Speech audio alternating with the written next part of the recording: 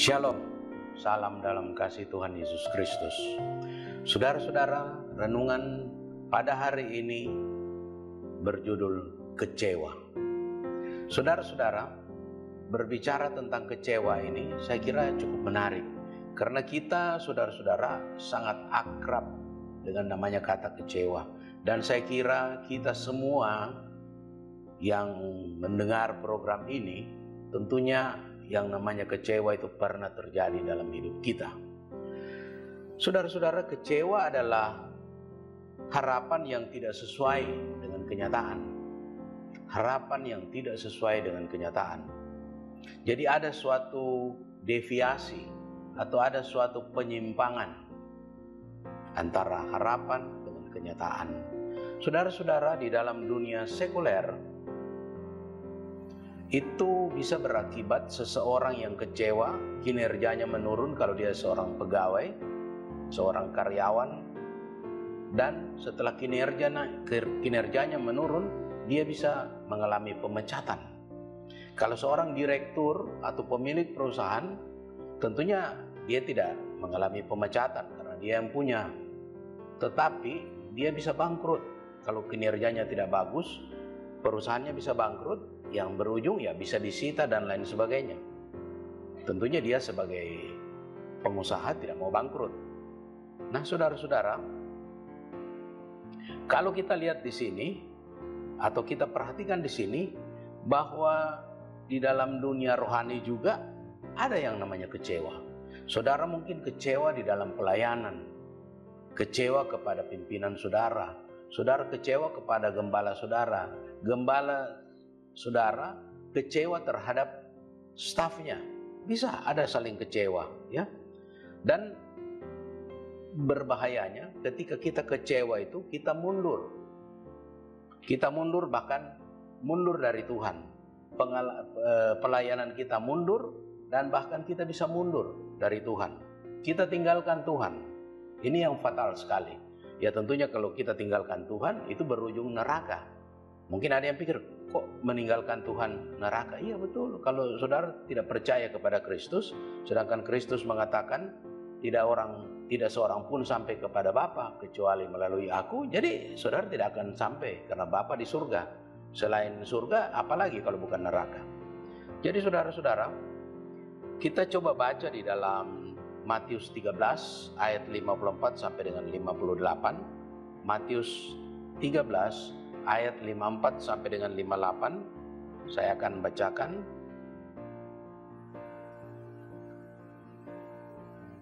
Saya akan bacakan secara cepat, saudara-saudara.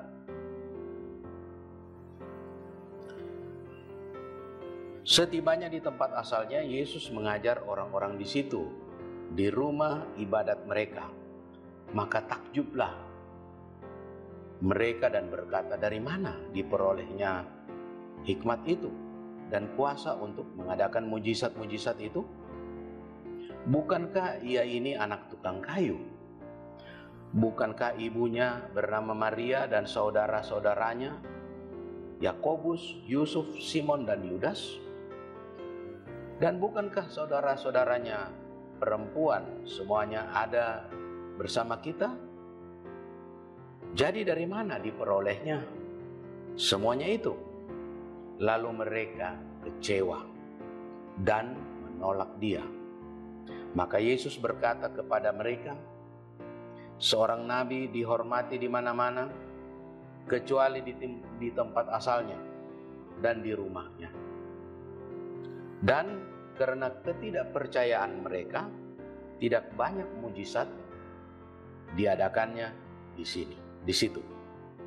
Saudara-saudara, kalau kita perhatikan di sini, bahwa pertama-tama mereka takjub.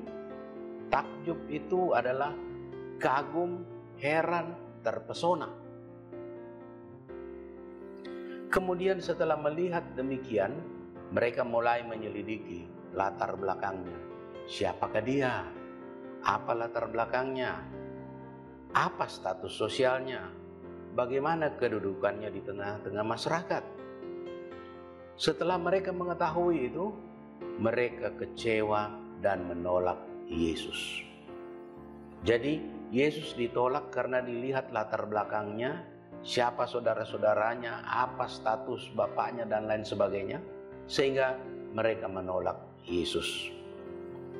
Ini saudara-saudara satu keanehan juga ya.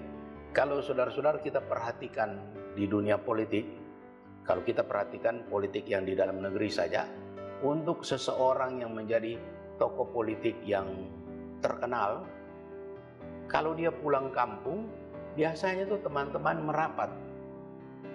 merapat, mungkin mau diajak sama-sama, bahkan mungkin mau ditraktir dan lain sebagainya. Banyak teman-temannya, teman sepermainannya itu mau merapat kepada dia karena dia sudah orang terkenal. Mungkin dengan harapan siapa tahu bisa juga keciprat rezeki. Tokoh politik demikian, saudara-saudara. Sehingga banyak teman-temannya merapat. Ini beda dengan Tuhan Yesus. Malah setelah ketahuan latar belakangnya, saudara-saudaranya masih bersama dengan kita, mereka katakan mereka kecewa dan menolak dia. Ini satu perbedaan yang kalau dipikir aneh. Sehingga Yesus berkata, lalu mereka kecewa dan menolak dia, maka Yesus berkata kepada mereka, seorang nabi dihormati di mana-mana kecuali di tempat asalnya sendiri dan di rumahnya. Saudara-saudara, ada satu pertanyaan. Atau pertanyaan yang pertama, siapa yang gagal? Apakah Yesus atau manusia yang berada di tempat kelahirannya atau di kampung halamannya? Pertanyaan kedua, apakah pelayanan Tuhan Yesus gagal atau manusia yang gagal percaya kepadanya? Siapa yang rugi? Yang jelas bukan Tuhan yang rugi, saudara-saudara. Pertanyaan yang ketiga, apakah ada pemaksaan? Pelayanan Tuhan Yesus sama sekali bukan merupakan paksaan. Tidak ada paksaan terhadap masyarakat setempat di mana Tuhan melayani. Jadi saudara-saudara, perlu digarisbawahi, diingat atau dicamkan di dalam hati kita. Seorang pelayan Tuhan, kita ini seorang pelayan Tuhan dalam posisi apapun dia. Apakah pelayan Tuhan yang mungkin dalam komunitas yang masih kecil atau komunitas yang besar, bahkan komunitas yang sangat besar, dia seorang pendeta besar juga, harus menanamkan dalam hati dan pikirannya bahwa Tuhan Yesus pun gagal dalam tanda petik ya, quote and quote, gagal dalam mengajak mereka untuk percaya kepadanya. Karena Tuhan Yesus tidak mau main paksa. Jadi Tuhan Yesus gagal dalam pelayanannya dalam tanda petik, saudara-saudara, karena Tuhan tidak mau memaksa mereka. Tidak ada paksa, tetapi dengan sukarela. Sebab kalau Tuhan mau paksa, apa sih susahnya? Pakai kekuasaan, pakai powernya, pasti mereka ketakutan dan percaya. Tuhan mau kita percaya kepadanya dengan sukarela, dengan segenap hati, tanpa paksaan sedikit pun. Jadi saudara-saudara, ingat, Anda pun bisa ditolak dalam pelayanan. Ingat, Anda pun bisa ditolak dalam pelayanan. Sepanjang motivasi pelayanan saudara benar di hadapan Tuhan, tidak usah khawatir, tidak usah sakit hati, tidak usah kecewa. Jika pertumbuhan jiwa-jiwa yang saudara layani tidak berkembang dengan pesat, tidak usah kecewa atau bahkan memutuskan untuk berhenti melayani dia. Saya teringat saudara-saudara, ada lagu ketika saya masih anak-anak ya, masih SD. Ada satu lagu yang sampai sekarang saya masih ingat. Cuma karena suara saya tidak bagus, saya tidak nyanyikan, tetapi saya bacakan syairnya. Lagu itu lagu lama, cuma saya lupa judulnya, tapi saya ingat syairnya. Pandang terus padanya, jangan menoleh, jalan terus. Jangan pandang sama orang lain, pandang saja Yesus. Saya ulangi, Pandang terus padanya, jangan menoleh, jalan terus, jangan pandang sama orang lain, pandang saja Yesus. Saudara-saudara, lagu ini sangat sederhana, tetapi mempunyai makna arti yang mendalam. Karena banyak orang kecewa mundur karena dia memandang sesama manusia. Banyak orang kecewa karena dikecewakan oleh orang lain. Banyak orang kecewa karena dia melihat hidup si A, hidup si B, hidup si C. Padahal A, B, C itu juga masih manusia yang belum sempurna. Dia juga yang kecewa itu juga belum sempurna. Jadi tidak usah pandang orang lain, pandang saja kepadanya, pandang saja Yesus. Saudara-saudara, mungkin di dalam pelayanan saudara, domba-domba yang dipercayakan oleh Tuhan atau domba-domba yang dipercayakan kepada pelayan Tuhan tersebut memang tidak banyak. Tetapi itu sangat berarti di hadapan Tuhan. Ingat, dalam Alkitab ada dikatakan, apa gunanya memiliki seisi dunia tetapi jiwa binasa? Satu orang bertobat, seisi surga bertempik sorak. Artinya satu jiwa atau sedikit jiwa, bahkan cuma satu jiwa, itu sangat berharga di hadapan Tuhan. Saudara-saudara, puji Tuhan kalau pelayanan saudara-saudara berkembang dengan pesat dari sisi kuantitas maupun kualitas. Sebab ingat, kuantitas tanpa kualitas itu tidak berarti di hadapan Tuhan.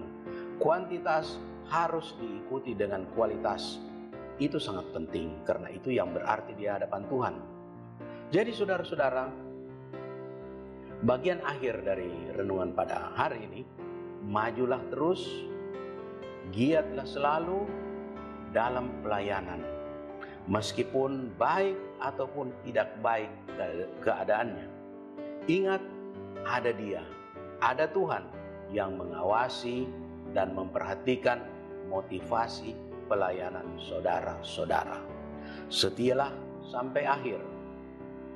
Bagian terakhir Tuhan, saudara-saudara, kita akan baca firman Tuhan di dalam Wahyu 2 ayat 10c. Wahyu 2 ayat 10c. Hendaklah engkau setia sampai mati, dan aku akan mengaruniakan kepadamu mahkota kehidupan. Amin untuk firman Tuhan. Mari kita berdoa. Bapa di surga, Bapa yang kami sembah dalam nama Tuhan Yesus Kristus, terima kasih untuk firman-Mu. Kiranya firman-Mu ini bisa menjadi pedoman, pegangan hidup kami. Kami dapat dituntun oleh firman-Mu. Kami dari waktu ke waktu semakin disempurnakan, sehingga kami berkenan di hadapan Engkau. Terima kasih Tuhan Yesus. Dalam nama Tuhan Yesus Kristus kami berdoa. Haleluya. Amin.